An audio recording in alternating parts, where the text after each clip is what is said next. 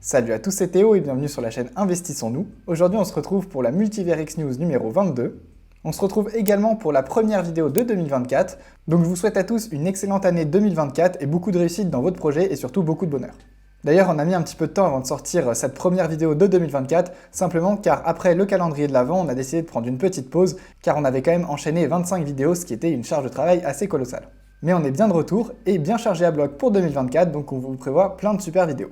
Tout d'abord, on a commencé l'année 2024, c'est pour ça que vous avez Bitcoin en fond depuis tout à l'heure, vous vous demandez peut-être comment ça se fait que je parle de Bitcoin, alors que normalement on parle surtout des news de Multiverix, mais là on a quand même eu l'annonce de l'ETF Bitcoin qui a été accepté par la SEC, donc même si c'est pas une news qui appartient exclusivement à Multiverix, c'est une news qui touche tout l'écosystème crypto-monnaie, donc je me voyais dans l'obligation de vous en parler.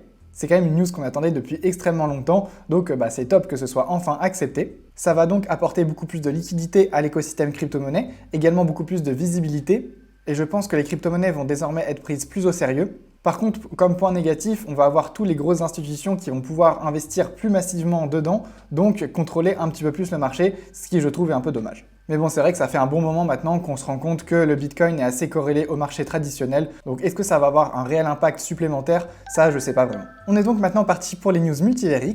Tout d'abord, pour la première news, on tient à vous remercier énormément car on a été élus les meilleurs créateurs de contenu 2023 par le NFT Social Club, donc sur Multiverix. Tout ça, c'est bien sûr uniquement grâce à vos votes, donc on vous remercie énormément d'avoir voté pour nous et de nous avoir soutenus durant toutes ces élections.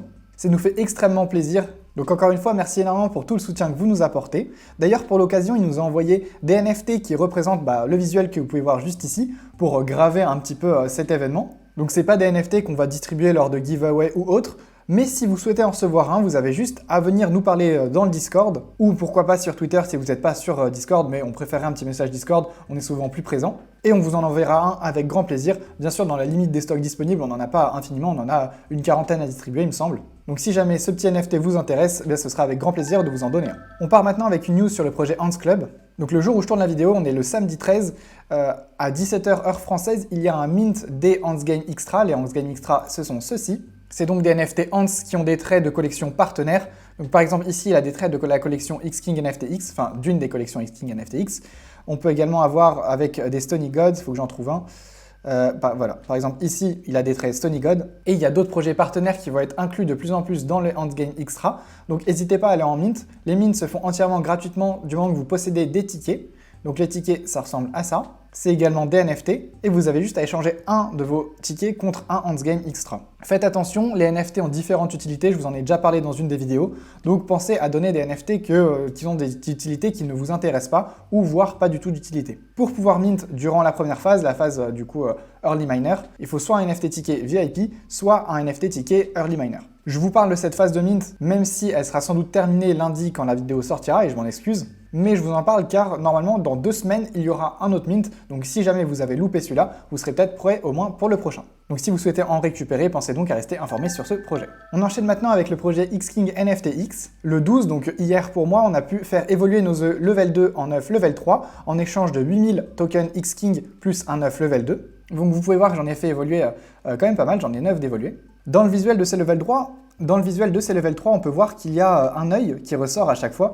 Donc on peut avoir plus d'informations sur la créature qui se cache dans cet œuf. Je ne sais pas si vous avez réussi à deviner ce qui va en sortir. Si c'est le cas, n'hésitez pas à le mettre en commentaire. Ça m'intéresse vraiment de savoir ce que vous pensez qui va sortir de ces magnifiques petits œufs. Bien sûr, pour l'œuf doré, donc si vous possédez des œufs dorés, ça va être différent car ce sera à vous de choisir quelle créature va sortir de cet œuf. En gros, très prochainement, l'équipe X-King NFTX va vous demander quelle créature vous souhaitez faire éclore de cet œuf. Ça peut être vraiment tout type de créatures, que ce soit des créatures réelles, imaginaires, des créatures préhistoriques aussi, pourquoi pas. Donc par exemple, pour l'œuf Gold numéro 628, donc celui-ci, c'est moi qui le détiens, donc ce sera à moi de demander par exemple si je souhaite qu'une limace sorte de cet œuf, ou un lion ou autre. Je suis pas encore sûr pour la limace, mais je vous tiendrai informé sur le Discord de quelle créature va sortir de ce magnifique petit œuf. En tout cas, je trouve ça vraiment très innovant. C'est la première fois que je vois ça, c'est la première fois que je peux choisir ce que mon NFT va devenir comme nouveau NFT et je trouve ça vraiment très très cool. J'ai vraiment hâte de voir ce que les gens vont choisir. D'ailleurs, si vous avez un œuf gold, n'hésitez pas à me mettre en commentaire ce que vous allez faire éclore, ça m'intéresse vraiment. Mais en tout cas, il va falloir être extrêmement rapide car là, pour le passage des level 2 au level 3, il y avait seulement 750 places disponibles pour 1500 œufs, donc la moitié.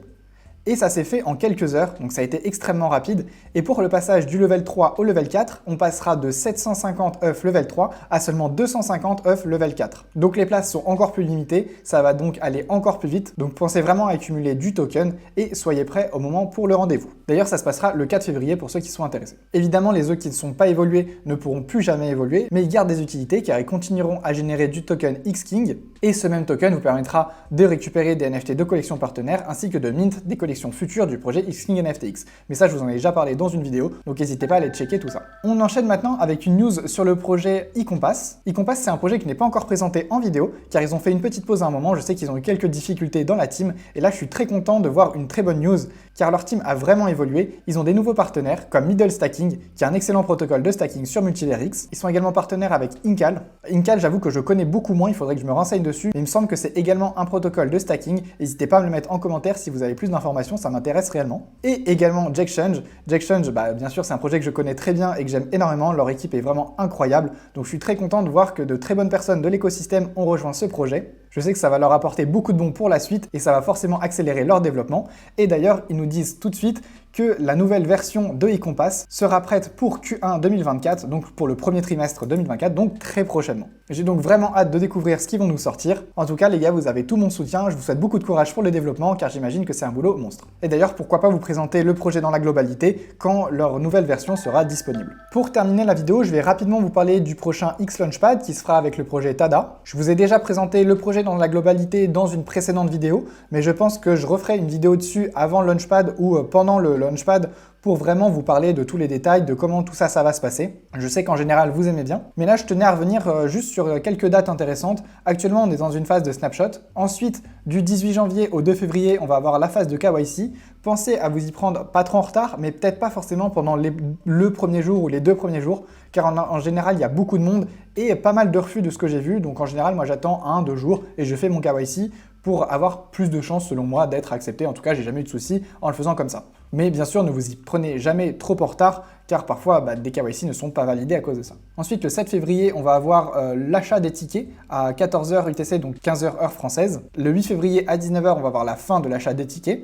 Et le 9 février, à midi chez nous, on va voir les résultats, ainsi que le claim des tickets gagnants, ainsi que des tickets perdants. Car oui, encore une fois, si vos tickets sont perdants, vous pourrez récupérer les EGLD des tickets perdants, ce n'est pas de l'argent perdu.